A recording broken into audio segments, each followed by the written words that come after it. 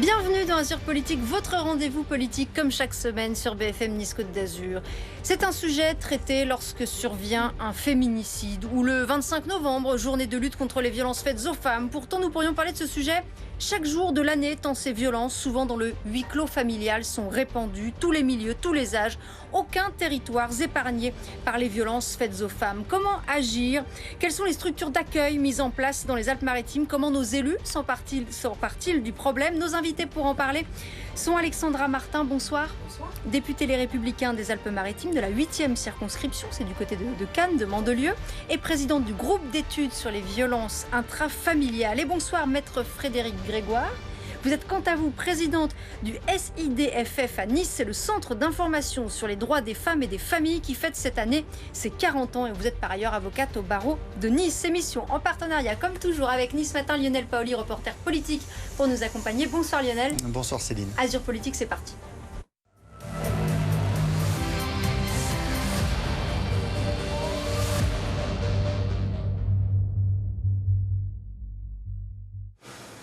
D'abord, si vous le voulez bien, nous allons essayer de dresser ensemble un rapide état des lieux des violences faites aux femmes chez nous, dans les Alpes-Maritimes. 4 féminicides recensés l'année dernière. D'abord, comment évoluent ces chiffres? Maître Grégoire, vous qui êtes une fine observatrice de ce sujet. Alors, la situation dans ce département était dramatique il y a quelques années, puisqu'on avait le pompon national. On avait l'honneur d'être le numéro 1 en termes de féminicide. On a été le département le plus touché. C'était dans quelles années? Ça devait être en 2015 à peu près, je pense, 2015-2017. Voilà, vraiment une situation très très dégradée. Je crois que tout le monde a pris conscience de cette difficulté à l'époque et tout le monde s'est mis autour de la table et s'est mis à travailler ensemble. Parce que, on y reviendra certainement dans le cours de l'émission. La prise en charge globale, faire les choses ensemble, c'est vraiment très important dans ce domaine-là. Et donc les chiffres ont baissé. De toute façon, un seul féminicide, c'est un féminicide de trop. C'est vrai que l'année dernière n'a pas été une année... Oui, très bien, même si on n'a pas encore le rapport national, mais bon, 4 féminicides dans un département, c'est énorme. C'est énorme, puis ça va en lien avec toutes les violences qu'il y a à côté. Oui, j'allais vous en parler, mais les féminicides baissent effectivement. En revanche, le nombre de violences intrafamiliales et les violences faites aux femmes augmentent de façon très importante, aussi bien dans le Var que dans les Alpes-Maritimes. Est-ce qu'on a une explication à cela ? Écoutez, je pense que ça augmente, ça a augmenté, on est à peu près à 2 points au-dessus de la moyenne nationale. En tous les cas, pour l'année dernière, on n'a pas encore effectivement les chiffres fins pour cette année. Sans doute par la densité de population, tout simplement. Je ne crois pas qu'il y ait un phénomène sociologique propre aux Alpes-Maritimes. Comme vous le disiez, maître, je crois que dans notre département aujourd'hui, tous les acteurs sont vraiment mobilisés. Mais on peut faire mieux. On peut faire mieux pour prévenir, on peut faire mieux pour détecter et on peut faire mieux pour accompagner les victimes de violences intrafamiliales. Et c'est le travail que nous menons avec mon groupe d'études à l'Assemblée nationale. Est-ce que localement on dispose d'assez de chiffres, de données aussi pour évaluer le phénomène ? Oui, absolument. On a les chiffres du ministère de l'Intérieur. Par exemple, pour l'année dernière, enfin l'année 2021, il y a eu 3061 crimes et délits enregistrés, 36 030 crimes et délits enregistrés en 2022. Donc vous voyez qu'il y a une progression. Mais je pense qu'on partagera sans doute ce constat. Bien sûr, il y a un phénomène en hausse, un fléau sociétal qui est exponentiel, mais l'augmentation de ces chiffres est une bonne donnée et une bonne nouvelle parce que ça veut dire que les femmes, qui sont en majorité victimes de ces violences intrafamiliales, osent davantage le dire et le dénoncer. Il n'y a pas forcément eu de hausse véritablement. Alors, je pense qu'il faudrait qu'il y ait une étude très fine qui soit faite par des sociologues, mais c'est vrai que, par exemple, dans notre association, on a constaté pendant le confinement, un doublement des appels pour des questions de violence intrafamiliale et ça n'a pas cessé depuis.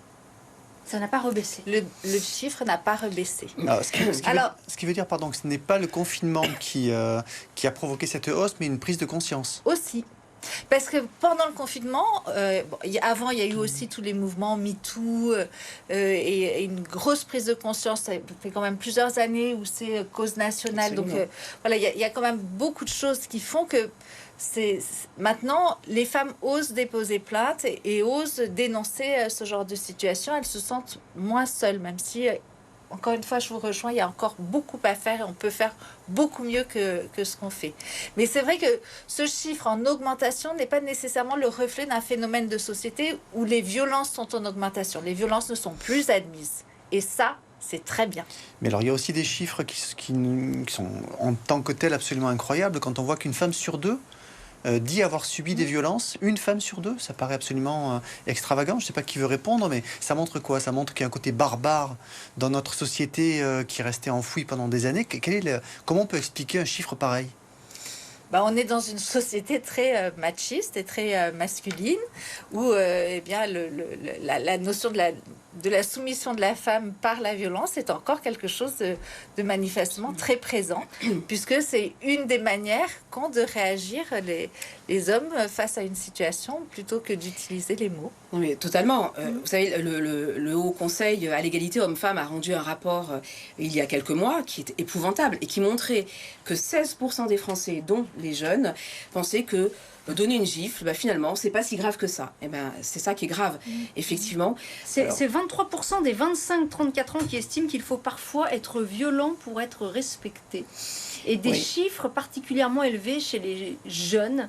Et ça, c'est extrêmement inquiétant. C'est très inquiétant. La violence, de toute façon, est un phénomène qui est très inquiétant au niveau de notre société. On voit bien qu'elle est partout.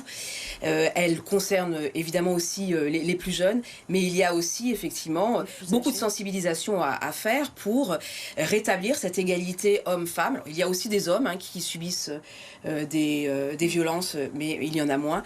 Et sans oublier aussi les personnes en situation de handicap ou les personnes âgées qui, souvent, au sein d'un foyer, subissent aussi des violences. Et alors, le périmètre d'une violence intrafamiliale, ce n'est pas que de la violence physique, ça peut être aussi de la violence psychologique, de la violence économique. Mais en fait, les féminicides, c'est vraiment la partie émergée de l'iceberg. Oui, c'est comme les accidents mortels. Quand on fait une analyse des accidents de la route, à chaque fois, on parle de tuer sur la route pour décrire un phénomène. Les féminicides, c'est la même chose. Voilà. Bon, si vous voulez bien, parlons de ce rapport. C'est 59 propositions dans un rapport parlementaire pour lutter contre les violences intrafamiliales qui doit servir de feuille de route pour le gouvernement. Suite à cela, le garde des Sceaux, Éric Dupond-Moretti, a fait un certain nombre d'annonces qui concernent notamment la justice, avec la volonté de créer un pôle dédié aux violences intrafamiliales dans toutes les juridictions de France. Franchement, est-ce que c'est un énième rapport, une énième annonce sur le sujet, ou est-ce que c'est susceptible de faire un petit peu bouger les choses? Donc, je ne sais pas, moi, je ne veux pas commenter ce que dit le ministre, le garde des Sceaux. Par contre, depuis que avec mon groupe d'études et puis au sein de ma circonscription, j'auditionne le parquet, les policiers, les gendarmes, les associations comme la vôtre, il y a effectivement une réelle nécessité de mettre en réseau, d'arrêter de travailler en silo dans le domaine des violences intrafamiliales et notamment dans les tribunaux. Et moi, je crois depuis longtemps qu'il est nécessaire qu'au sein des tribunaux, il y ait un juge pilote, coordinateur, je ne sais pas comment on peut l'appeler, mais en tous les cas, qu'il y ait une vision globale et qu'il soit une porte d'entrée, un guichet unique pour pouvoir coordonner les décisions prises, parce que souvent dans des affaires de violences intrafamiliales, eh bien, il y a un divorce à la clé, il y a un placement des enfants, donc il y a du civil, il y a du pénal, et tout ça doit être mis en cohérence pour que la décision finalement ne soit pas absurde. Ça, j'ai vraiment la conviction qu'il faut aller dans ce sens. Mais dans ce cas-là, est-ce que le travail des députés est utile ou est-ce que c'est juste un problème de mise en pratique de règles qui existent déjà? Il y a eu d'énormes avancées et évolutions législatives, ça j'en conviens. Mais évidemment, on peut toujours faire mieux. Et donc notre travail fin d'écoute, d'aller au contact des victimes, d'aller au contact des associations. J'ai une belle aussi association comme la vôtre sur ma circonscription qui est Parcours de Femmes. Bien, quand je les entends, je me dis qu'il y a encore beaucoup à faire. Justement, sur sur l'idée d'un guichet unique. Qu'est-ce que vous en pensez? Parce qu'il y a aussi la Fondation des femmes qui est sceptique sur les annonces qui ont été faites par le garde des Sceaux, qui dénonce le labyrinthe judiciaire face auquel les femmes se trouvent, à la fois d'un côté le civil pour le divorce, le pénal pour d'éventuelles violences, etc. Est-ce qu'un guichet unique, c'est la solution? Alors, oui, très sincèrement, je pense que c'est quelque chose qui peut vraiment faire évoluer les choses. Parce qu'on arrive à des situations où on va raconter une situation au juge aux affaires familiales, on va raconter une situation au juge pénal, au procureur de la République peut-être avant. Et effectivement, c'est vraiment, en tout cas, le parcours judiciaire est vraiment difficile pour les femmes qui sont victimes de violences. Il faut être bien accroché pour pouvoir aller au bout. Pour peu qu'en plus vous ayez fait une demande d'ordonnance de protection et que votre dossier n'ait pas été très bien monté au départ, et vous vous retrouvez avec un rejet de votre ordonnance de protection, et alors là vous passez pour une menteuse devant tout le monde. Donc non, c'est vraiment alors j'aime pas être défaitiste, parce que je pense qu'au contraire il faut envoyer des signaux positifs, mais c'est vrai que de ce côté-là il y a quand même une belle amélioration, une belle marge d'amélioration. Ils seraient peut-être moins enclins je pense pas. Tel guichet unique. Je ne crois pas, parce que justement j'allais dire qu'il y a de belles initiatives qui sont menées en France, dans certains parquets, comme celui de Grasse, où justement ce travail de mise en cohérence est déjà fait de façon intuitive, informelle, systématique, et voilà. Mais ce n'est malheureusement pas le cas sur l'ensemble du territoire. Il y a d'énormes disparités, en fait, du traitement judiciaire, du traitement aussi policier, de l'instruction de l'enquête, sur l'ensemble du territoire, et notamment dans les milieux ruraux, où là, la femme se retrouve face souvent à un vide sidéral, et elle ne sait même pas auprès de qui aller déposer sa plainte. Un éloignement aussi géographique des tribunaux pour certaines personnes, et de l'accès au droit. C'est pour ça que dans notre association, nous faisons essentiellement de l'accès au droit. Enfin, c'est notre cœur de travail. Mais à mon sens, il n'y a pas que ça, en fait. Il n'y a pas que le traitement judiciaire de la violence. Il faut vraiment prendre la situation dans sa globalité. C'est-à-dire qu'il faut, vous l'avez dit, faire de la prévention. Et ça, pour le coup, c'est souvent difficile de trouver des financements sur la prévention. Il faut faire de la prise en charge, et puis il faut aussi que les violences ne se reproduisent pas, donc c'est-à-dire sortir la femme de cette situation, la sécuriser dans son emploi, la réinsérer dans la société, parce qu'on oublie, on pense que à la situation de violence, mais c'est aussi un isolement de la femme dans le couple, qui bien souvent n'a plus ses moyens de paiement, ne va pas travailler, etc. Donc ça, il faut pouvoir le réparer, et il faut pouvoir leur offrir des métiers qui permettent de vivre décemment, parce que je rappelle que les familles monoparentales sont les familles les plus pauvres. Alors jusqu'à récemment, ce sont les femmes qui quittaient le domicile. Oui. Est-ce que c'est toujours le cas, ou est-ce que cette situation-là s'est améliorée? Alors, comme vous voulez... je voulais... Parce que pour compléter ce que vous dites, effectivement, aujourd'hui, ce sont les femmes qui quittent le domicile. Et moi, je trouve ça absolument anormal. C'est toujours le cas. C'est toujours le cas. En Suisse, ce sont les auteurs qui doivent quitter le domicile. Et moi, je trouve ça beaucoup plus logique, moral et normal. Donc, moi, j'appelle vraiment de mes voeux à ce qu'aujourd'hui, on traite les auteurs de violences intrafamiliales. C'est un sujet visiblement tabou, mais je vais aller moi dans ce sens dans les travaux que je mène au sein de mon groupe d'études, parce que traiter l'auteur, c'est prévenir les violences intrafamiliales. On pourrait également le contraindre à quitter le domicile. Non, mais ça existe, ça. Oui, bien sûr, il y a l'ordonnance de protection, c'est ce dont je parlais, c'est un dispositif pour le coup où la justice réagit très bien et très rapidement. On a fait une étude dans notre association sur toutes les décisions d'ordonnance de protection qui ont été rendues dans le ressort du TGI de Grasse, dans le ressort du tribunal judiciaire de Nice, et pour le coup les délais sont respectés, les décisions interviennent rapidement. La seule chose, vous voulez poser une question? Non, j'allais vous parler des dispositifs qui existaient déjà, la palette d'outils qui existe déjà. Il y a notamment le dispositif téléphone grave danger. Et question piège, est-ce que vous savez combien d'appareils comme celui-ci sont distribués, sont déployés dans les Alpes-Maritimes? Oui.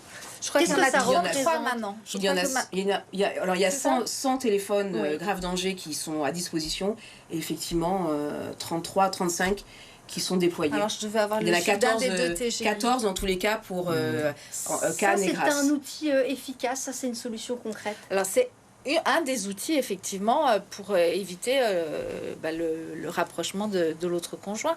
Oui, c'est un des outils, mais après voilà, il n'y a pas un remède miracle. Encore une fois, c'est des solutions globales qu'il faut trouver. L'éloignement, c'est pas nécessairement une solution pérenne. peut-être qu'il faut, dans un premier temps, éloigner pour faire cesser la violence, mais après, trouver rapidement un logement, peut-être parfois aussi changer de région.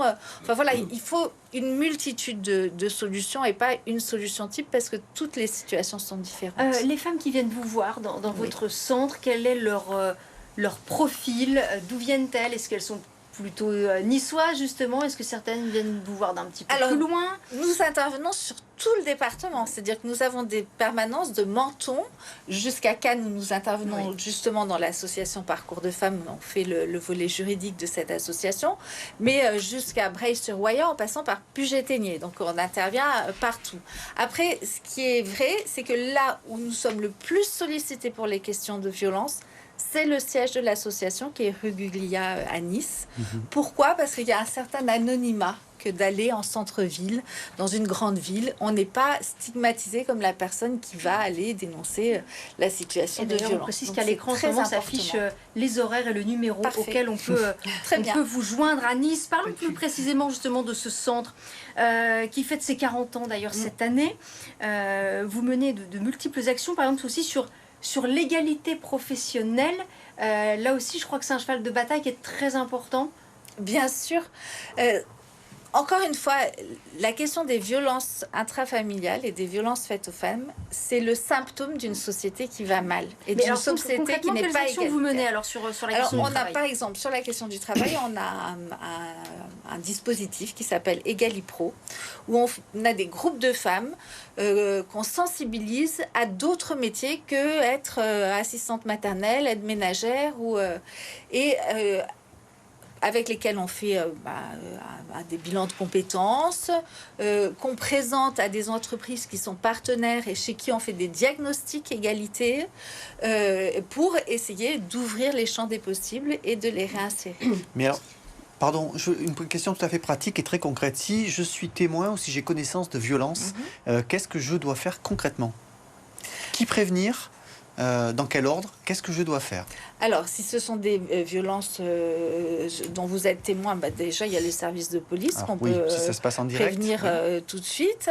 Ensuite, arriver à dialoguer avec la personne victime, si on n'est pas un témoin direct, et lui faire comprendre qu'elle n'est pas seule, qu'il y a des solutions.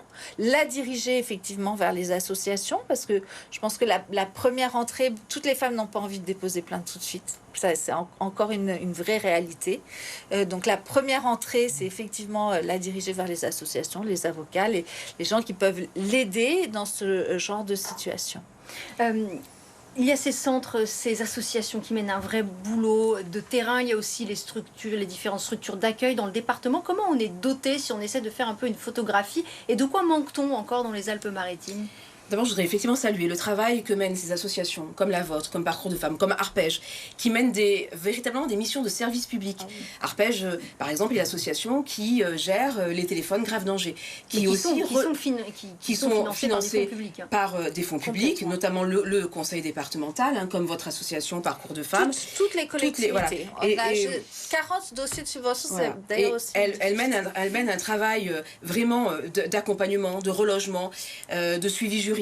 Donc c'est vraiment très important. Et ces associations, elles ont besoin d'avoir une visibilité plus avancée sur leur budget, puisqu'aujourd'hui, elles ont une visibilité à 1 an. Vous vous doutez bien que quand Parcours de Femmes ou votre association suit des enfants, parce qu'il ne faut pas oublier aussi les enfants dans les violences intrafamiliales, qui sont des victimes à part entière, que les enfants soient victimes directement ou indirectement. Eh bien, il faut que ces associations puissent avoir un regard sur l'avenir, parce que Parcours de Femmes, quand elle suit un enfant, elle va pas au bout d'1 an lui dire au revoir, je peux plus te suivre. Donc elle continue, et il y a un travail vraiment très important de réaliser de concert avec le conseil départemental, qui met à disposition des travailleurs sociaux, notamment auprès de la gendarmerie. J'ai visité la maison de la famille de la gendarmerie à Cannes-sur-Mer. C'est vraiment un outil extraordinaire de prévention, d'accompagnement des enfants, ils ont les mots, ils sont formés. Et c'est très important, le conseil départemental forme aussi, parce que la formation fait partie aussi des dispositifs qu'il faut améliorer. On peut mieux faire, est-ce qu'on doit encore mieux faire, à la fois auprès des forces de l'ordre, même des enseignants aussi à l'école? Bien sûr, parce que détecter, on détecte effectivement à l'école, mais un pharmacien par exemple peut aussi détecter. Un médecin, un pédicure, enfin tous ces professionnels qui sont au contact de la population. Et donc il y a des associations, on a auditionné le Conseil national des violences intrafamiliales qui ont édité des fiches spécifiques pour chaque profession pour les aider à détecter et justement leur dire comment après procéder au niveau de la procédure. Il y a aussi l'idée, moi j'approuve cette idée, que les femmes puissent aller aussi déposer plainte par exemple dans leur pharmacie parce que c'est un lieu de confiance. Ça moi j'appuierai cette idée parce que juridiquement ça paraît un petit peu compliqué. Non mais elles peuvent d'ores et déjà déposer plainte par exemple sur internet et elles sont rappelées systématiquement. Donc oui, il y a aussi dans les propositions du garde des Sceaux la possibilité de suivre sa plainte et de savoir ce qu'elle est devenue. Parce que souvent, c'est des situations de séparation. Alors le conjoint ne part pas toujours, mais souvent on part, on a déposé plainte, on a donné une adresse, on n'a pas de suite ensuite de ce qui s'est passé là-dessus. Donc il faut aussi renforcer les moyens de la police nationale, ah oui, bien sûr. qui reçoit toutes les plaintes. Aujourd'hui, je peux vous assurer, moi je les ai vues, les femmes sont mieux reçues qu'avant lorsqu'elles veulent porter plainte. Oui, évidemment. D'abord, les policiers qui reçoivent ces femmes sont mieux formés, mais pas encore assez. Il y a encore des problèmes. Il y a des cellules vives qui se créent dans les commissariats parce qu'il y a malheureusement cet afflux de demandes. Et donc, les policiers se forment au fur et à mesure. Ils le font avec beaucoup de volonté et de détermination. Et ils se forment aussi un peu sur le tas. C'est dommage, mais c'est en cours. Il y a du mieux. Oui. Mais il y a encore des ratés quand même. Faut être objectif. Il y a du mieux. Vraiment, on n'est plus dans la situation qu'on avait il y a 20 ans où il y avait la femme qui attendait. Oui, pour le viol, c'est bon. Donc on n'est plus dans ces situations-là. Mais il y a encore des progrès à faire. Et c'est surtout que on a le sentiment de faire Pénélope, vous savez, de retricoter tous les matins ce qu'on a détricoté la nuit. Vous n'avez pas le sentiment à un certain moment qu'il faudrait aussi s'occuper de l'éducation des hommes? C'est bien d'aider les femmes à porter plainte, c'est bien de les accompagner, mais il n'y a pas un moment, un problème de base qu'il faudrait arriver à régler? Mais il y a des actions qui sont... Bon, déjà, on fait de la sensibilisation dans les écoles. Alors, pas assez, à mon sens, vraiment pas assez. Ça devrait faire partie d'un parcours obligatoire. Mais il y a de la prise en charge des hommes qui sont auteurs de violences, puisqu'il y a des dispositifs qui sont mis en place, notamment par Arpège, des stages. Donc, ça vaudrait le coup de connaître d'avoir une analyse précise de l'efficacité. Quand même. Alexandra Martin, Emmanuel Macron avait fait en 2017 de la lutte contre les violences faites aux femmes une grande cause nationale. Franchement, quel bilan vous tirez sur ce sujet-là 6 ans plus tard? Alors, je crois qu'il y a encore beaucoup de trous dans la raquette, qu'il y a encore beaucoup d'évolution, qu'il y a une dispersion, vous l'avez dit tout à l'heure, vous avez parlé d'une palette, c'est exactement ça. Il y a une dispersion de tous ces outils, de ces palettes, et maintenant il faut ramener tout ça, il faut tout mettre en cohérence. Et il y a aussi, vous parliez tout à l'heure des initiatives aussi de collectivités territoriales. Bon, je connais bien évidemment la ville de Cannes, vous le savez, la Villa Basse, qui a été créée il y a très longtemps, qui est vraiment à la pointe de la lutte contre les violences intrafamiliales. Tout ça doit être mis en cohérence. Mais je veux non plus pas dire qu'il n'y a pas eu d'évolution, il y en a eu évidemment, qui amène justement aujourd'hui les femmes à libérer, à se sentir mieux. Cette partie d'émission sur les violences faites aux femmes s'achève. Merci Maître Frédéric Grégoire d'avoir été notre invité ce soir. C'est toujours un plaisir de venir et je vous remercie de nous inviter à une autre date que le 25 novembre ou le 8 mars où quand il y a eu un féminicide. C'est bien, bravo. Merci à vous. On va passer aux questions. Aussi grâce à ça. On va passer aux questions d'actualité.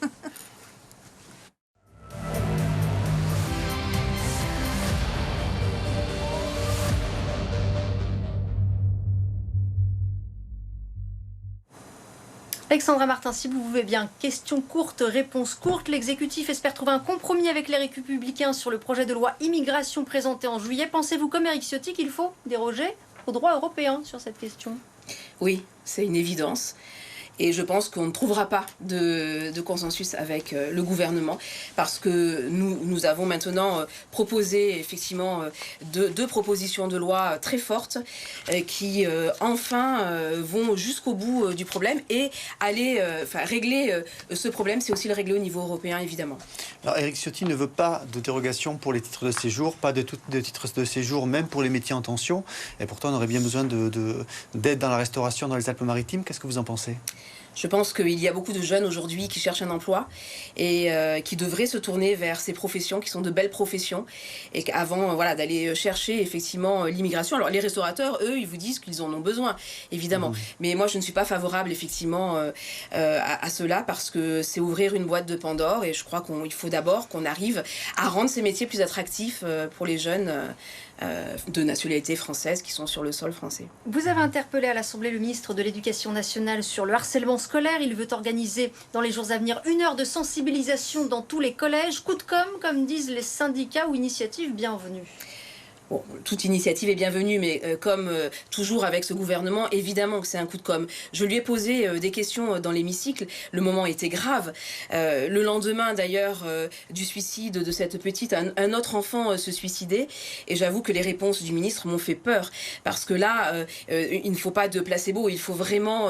c'est comme pour les violences intrafamiliales. Il y a ce phénomène de violence dans la société qui monte, avec la délinquance aussi des mineurs. Le harcèlement scolaire en fait partie. Il faut prendre de vraies mesures et aller traiter le problème au fond. Et je n'ai pas eu de réponse sérieuse du ministre. C'est très triste. Alors, vous savez que l'île artificielle de Kanuya Island ne s'installera pas finalement au large de Mandelieu. C'est un des rares points d'accord entre David Lisnard et Renaud Muselier. C'est une première, à ma connaissance. Vous y voyez la promesse de quelque chose pour l'avenir ? Non, là, vous faites un raccourci qui n'est pas très correct. Non, il n'y a pas de raccourci sur ce point. Bon, c'était un peu chronique d'une mort annoncée. David Lisnard, lui, a toujours dit que ce qui comptait, c'était de pouvoir laisser aux maires la possibilité de décider s'ils acceptent une telle installation au large de leur côte ou pas. Et c'est l'objet de la proposition de loi que nous avons co-rédigée avec David Lisnard, qui permettrait justement aux maires, en co-responsabilité avec l'État, de pouvoir mener les actions qu'ils souhaitent pour lutter contre la pollution, les nuisances sonores, visuelles. Et c'est ce que disait David Lisnard, et je crois que c'est un petit peu plus intelligent que ce que peut dire Renaud Muselier. Alexandra Martin, merci d'avoir été notre Merci invitée ce soir. Azur Politique, c'est terminé. Merci.